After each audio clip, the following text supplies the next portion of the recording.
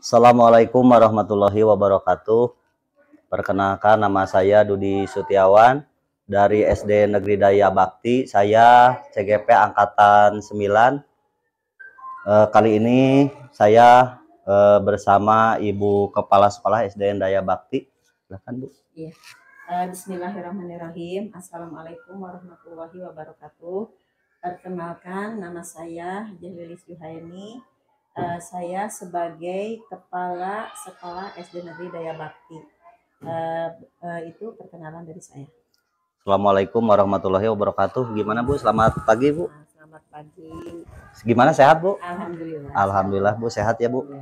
Nah, kali ini saya akan bertanya, Bu, tentang ini kemungkinan kan di sekolah istilahnya ada kasus ya, Bu. Ya. Kasus anak baik di luar sekolah maupun di lingkungan sekolah. Karena walaupun di lingkungan sekolah, di luar sekolah, kasus anak itu bisa terbawa-bawa juga ya, Bu, ke lingkungan sekolah. Dan kemungkinan juga di sekolah kita ada kasus-kasus seperti kemungkinan anak tersebut mungkin ada dengan rekannya, dengan temannya, kemudian juga kemungkinan si anak dengan belajar kekurangan belajar, kemudian si anak misalnya tidak naik kelas. Nah, itu salah satu contoh dari kasus yang dialami di sekolah kita. Nah, bagaimana, Bu, nih selama ini bagaimana Ibu dapat mengidentifikasi kasus-kasus yang merupakan dilema etika dan dilema etika atau bujukan moral? Begini ya, khususnya bagi saya sebagai pimpinan di sekolah ini, untuk melihat dilema etika atau bujukan moral ya, kita lihat dulu dari sudut pandang dan hukum ya. Apabila kasus tersebut melanggar hukum, maka sudah tentu ada yang namanya benar, pasti lawannya salah. Ini adalah bujukan moral, namun jika masih dikatakan benar, lawan benar, maka masalah tersebut termasuk dilema etika. Iya. Tetapi ini ada prinsip, di sini ada prinsip pengambilan keputusan harus sesuai dengan nilai-nilai yang tertanam pada diri kita ya, sebagai umat beragama. Terutama juga kita harus percaya dengan segala amal perbuatan sekecil apapun yang telah kita lakukan, karena dari amal tersebut kita harus mempertanggungjawabkannya ya. Iya. Baik itu pertanggungjawaban di dunia ataupun pertanggungjawaban di akhirat ya. Begitu juga keputusan yang kita ambil ada konsekuensinya ya. Iya.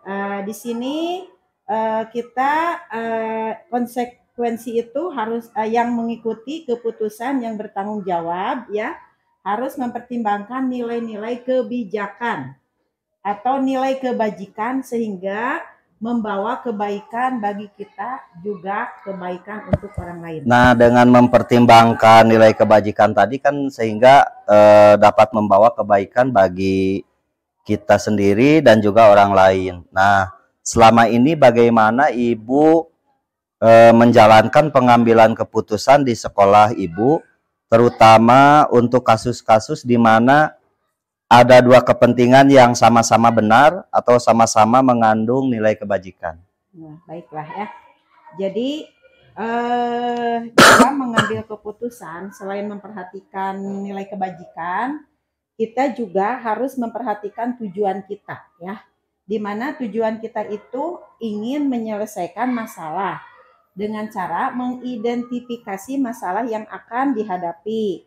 Kemudian rencana menyelesaikan suatu masalah dengan tanggung jawab kita sebagai pengambil keputusan ya dalam menyelesaikan masalah tersebut. Iya, dan langkah-langkah atau prosedur seperti apa yang biasa dilakukan selama ini, Bu? Nah, dalam membuat langkah-langkah ya, diantaranya itu ataupun langkah-langkah atau prosedur yang dilakukan sesuai langkah tersebut sesuai dengan aturan ya yang berlaku. Iya, aturan yang berlaku. Ya, dan juga mengelola sosial emosional ya. Sosial emosional siapa ya? Ya tentu sosial emosional kita ya, dalam menyelesaikan masalah sehingga keputusan yang ingin diambil dapat dipertanggungjawabkan. Iya, jadi sesuai keinginan kita ya Bu, ya, sesuai dengan pertanggungjawaban ya. kita. Nah, hal apa saja yang selama ini Ibu anggap efektif dalam pengambilan keputusan pada kasus-kasus dilema etika? Ini ya ada hal yang paling efektif ya dalam pengambilan keputusan, yaitu kesadaran yang ada pada diri kita ya. Kesadaran di mana kita sebagai makhluk sosial, dan pengelolaan diri juga keterampilan berhubungan sosial sehingga kita dapat mempertanggungjawabkan ya dalam setiap kasus ya Bu ya. Kasus tersebut. Nah, hal apa saja yang selama ini merupakan tantangan Bu dalam pengambilan keputusan pada kasus-kasus dilema etika itu sendiri? Kalau masalah tantangan ya, yang paling urgen, terutama dalam masalah dalam zaman seperti ini, di sini ya tantangannya itu pengambilan keputusan, di mana kita dalam mengambil keputusan itu harus memperhatikan yang namanya moral dan etika, ya. Karena dalam sehingga sewaktu kita mengambil keputusan itu harus sesuai dengan individu lawan masyarakat. Ya. Di sini masyarakat pasti akan meminta ya rasa keadilan ya, juga lawan rasa kasihan. Nah, kebenaran lawan kesetiaan, jangka pendek adalah lawannya dari jangka panjang. Nah, apakah Ibu memiliki sebuah tata krama atau jadwal tertentu dalam sebuah penyelesaian kasus dilema etika? Apakah Ibu langsung menyelesaikannya di tempat, atau memiliki sebuah jadwal dalam menyelesaikan bentuk atau prosedur seperti apa yang Ibu jalankan? Dalam menyelesaikan masalah ya, kita lihat dulu masalah tersebut. Pertama, kita bisa menyelesaikan di tempat ya, di tempat langsung.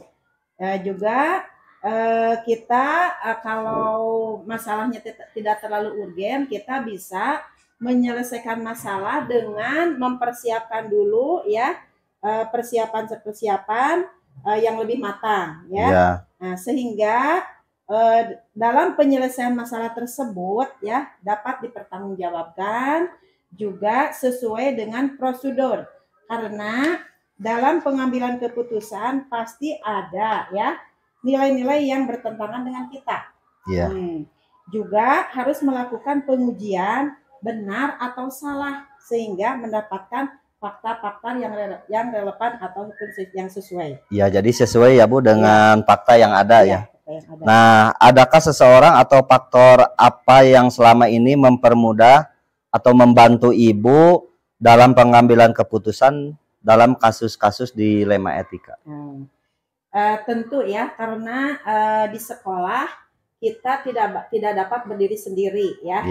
Pasti ada yang membantu. Di sini ada yang namanya warga sekolah, di mana warga sekolah itu terdiri dari guru-guru ya, ada staf ya, ada komite, ada orang tua. Itu bisa juga melibatkan sekali-sekali paguyuban ya. Atau masyarakat ya Bu, kelompok masyarakat ya. Di sini warga sekolah itu tentunya yang mempunyai peranan ya, yang bisa membantu dalam menyelesaikan suatu masalah sehingga keputusan yang diambil dapat dipertanggungjawabkan. Ya, jadi semua stakeholder yang bisa membantu kita dalam menyelesaikan masalah, terutama di sekolah kita ini ya Bu. Nah, kemudian dari semua hal yang telah disampaikan, pembelajaran apa yang dapat Ibu petik dari pengalaman Ibu dalam mengambil keputusan dilema etika? Dari pengalaman dalam pengambilan keputusan, yaitu kita dalam mengambil suatu keputusan itu akan berpengaruh pada moral, atau harus sesuai dengan aturan moral dan etika. Moral dan etika. Ya, baiklah Bu, terima kasih. Mudah-mudahan dari apa yang disampaikan Ibu dapat bermanfaat bagi saya ke depannya. Dan saya ucapkan terima kasih. Wassalamualaikum warahmatullahi wabarakatuh. Waalaikumsalam, sama-sama. Semoga wawancara kita ini bermanfaat bagi kita semua. Ya. Assalamualaikum warahmatullahi wabarakatuh. Waalaikumsalam warahmatullahi wabarakatuh.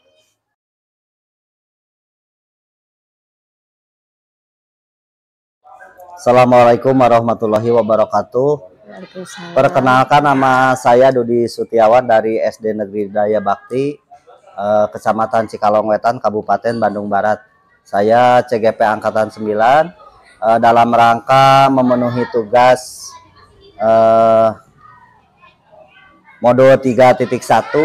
Kali ini saya akan berbincang dengan Ibu Kepala Sekolah dari SDN Negeri Rende. Silakan. Terima kasih kepada Bapak Dudi ikut pertama-tama memperkenalkan diri dulu ya. Iya. Alhamdulillah pada kesempatan ini saya masih dipercaya menjadi Kepala SDN Rende. Nama saya Ibu Iis Alawiyah. Dan hari ini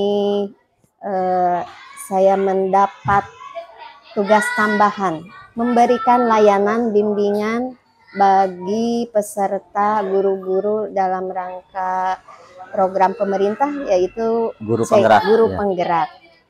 Yang pada kesempatan ini saya dipertemukan dengan Bapak Dudi dari SDN Daya Bakti. Ya, betul ya Pak ya? Ya. Ya, barangkali Bapak ada hal-hal tugas yang mau yang mesti saya utarakan gitu, Bu. Gitu. Ini kan Bu berkaitan dengan kasus-kasus yang ada di sekolah, terutama kasus-kasus yang berkaitan dengan dilema etika, Bu. Bagaimana Bu kasus-kasus yang ada di sekolah ini? Ya, dilema etika moral yang terjadi di sekolah saya ini ya, mungkin berbeda setiap sekolah. Yang saya alami di sini jadi begini Pak Dudi. Iya. Banyak permasalahan yang dihadapi di sekolah ini yang tidak bisa yang harus dipecahkan. Bagaimana tindakan selanjutnya dan menjadikan SD ini menjadi aman, nyaman, kondusif istilahnya. Tadi salah satu contoh. Ketika saya datang ke sini, langsung masalah itu bermunculan. Nah, ini yang saya bidik satu aja karena ini hubungannya sangat urgen. Kenapa disebut urgen oleh saya? Karena itu hubungannya dengan rekan kerja di sini. Saya bisa memajukan SD ini, meningkatkan mutu layanan ini kalau saya sendiri tidak akan mungkin. Tapi ada kerjasama dari pihak lain, di antaranya yaitu guru-guru. Nah, yang setelah saya selidiki ternyata masalahnya di guru gitu ya. Ada salah satu guru yang disebutlah masalahnya begini, jarang hadir. Beliau tidak hadirnya bukan karena apa, karena dia sakit. Tapi sakitnya jadi lama gitu ya. Ini contohnya lama sehingga meninggalkan tupoksinya yang intinya. Nah, ini kan menjadi permasalahan bagi saya ketika dia tidak masuk menjalankan tupoksinya. Satu, untuk dirinya.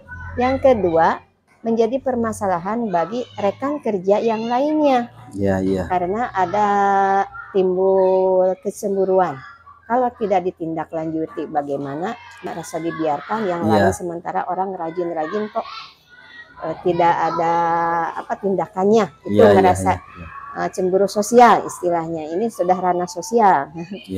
Terus ada lagi yang lebih parahnya dari warga sekolah lain, orang tua merasa tidak mau menjadi guru kelas atau wali kelas oleh guru tersebut. Oh iya, iya. Nah saya sebagai kepala sekolah kan itu menjadi dilema tuh. Iya. Bagaimana si ibu ini harus dilayani, ditugaskan di mana gitu Bu ya? Mana cocoknya, terus ke yang rekan kerja juga tidak merasa dirugikan, terus warga masyarakat juga sama tadi dilayani. Ya, jadi dari sekian kasus Ibu berusaha untuk menjadikan sekolah ini kondusif lah gitu. Ya, ingin menjadikan sekolah ini kondusif, tetapi sesuai tadi aturan baku seorang PNS bahwa beliau harus masuk kerja. Kan dari aturan itu misalnya kalau sebulan tiga hari itu ya kita tidak masuk kan harus ditindaklanjuti, harus bagaimana. Nah, saya tadi langkah-langkahnya mengadakan pembinaan, panggil guru tersebut apa masalahnya, setelah diobservasi, dipahami, masukan dia gini, oh ya saya minta bukti fisiknya untuk bukti ke orang rekan kerja yang lain bahwa guru tersebut tetap kita harus memberi penghargaan juga, memotivasi ke guru itu supaya dia itu merasa nyaman juga ketika bekerja di sini. Coba tunjukkan mana misalnya apa surat sakit, surat kontrol, ya alhamdulillah dia menjalankan, berarti sedikit-sedikit berhasil gitu ya langkah-langkah saya, ngagugu istilahnya. Oh iya iya.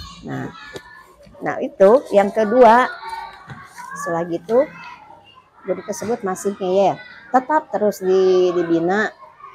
Dan tadi juga bisa minta bantuan guru senior di sini harus bagaimana. Oh gini Bu, ini mah ini ya kita tanggapi masukan dari rekan kerja yang dianggap guru senior di sini. Ya alhamdulillah lah, intinya kita dijalin komunikasi kerjasama dengan yang lain. Bagaimanapun kita tidak bisa kesuksesan ini tidak raih oleh kita sendiri, tetapi ada tangan-tangan yang lain. Iya, yang membantu ya Bu. Yang membantu ya. Kekondisipan di SD Negeri Rende ya Bu. Gitu. Nah, dari semua hal yang telah disampaikan oleh Ibu, pembelajaran apa yang dapat Ibu petik dari pengalaman Ibu dalam mengambil keputusan dilema tadi Bu? Nah, pembelajaran apa? Ya, banyak sekali, tapi yang saya dibidik sekali tadi yang saya katakan harus dijalin pembelajaran itu ya kerjasama, kebersamaan, komunikasi yang baik juga supaya dipahami oleh semua rekan kerja, karena ada yang menerima, ada yang tidak. Jadi bahasa kita juga tidak terlalu rendah, tidak juga terlalu tinggi, tapi bisa masuk ke semua ranah usia gitu. Merasa tidak setiap orang egonya berbeda-beda. Tapi kita harus pandai-pandai lah sebagai kepala sekolah berkomunikasi keinginan yang kita inginkan sampai ke mereka, dan mereka loyal, mematuhi gitulah kepada pimpinan gitu. Ya, jadi dari berbagai kasus itu Ibu berusaha untuk mengkondusifkan gitu Bu ya? Ya, intinya dari ingin kondusif. Caranya dengan tadi pembelajaran pembelajaran melakukan kerjasama yang kolaboratif, komunikasi yang bisa dipahami jadi oleh sehingga kebersamaannya lebih kuat lah gitu Bu ya? Iya. Mungkin di SD Bapak juga lebih seperti itulah ya. Sama Bu. Ya, jadi lebih ke berkolaborasi antara guru dengan guru. Kemudian juga guru dengan pimpinan. Kan tadi beda-beda potensi. Jangan ini ya itu pastilah ingin ada yang muncul. Ada juga yang egonya masa bodoh. Nah, itu juga harus kita sikapi gitu. Siap, berarti di sini sudah terjawab nih oleh Ibu semua ya, dari awal tadi sampai akhir. Kemungkinan percakapan kita ini dicukupkan sekian dulu Bu. Terima kasih atas waktunya. Semoga terutama ini apa yang Ibu sampaikan tadi banyak manfaat bagi saya, terutama dalam pemenuhan tugas calon guru penggerak itu Bu. Sekian ya Bu, terima kasih. Sama-sama Pak Dodi. Ya. Semoga Pak Dodi sukses amin, ya amin Bu, nanti, amin. Terima kasih. Pengembangan karirnya juga lebih meningkat. Amin. Dicukupkan sekian dulu. Akhirul kalam. Assalamualaikum warahmatullahi wabarakatuh. Waalaikumsalam warahmatullahi wabarakatuh.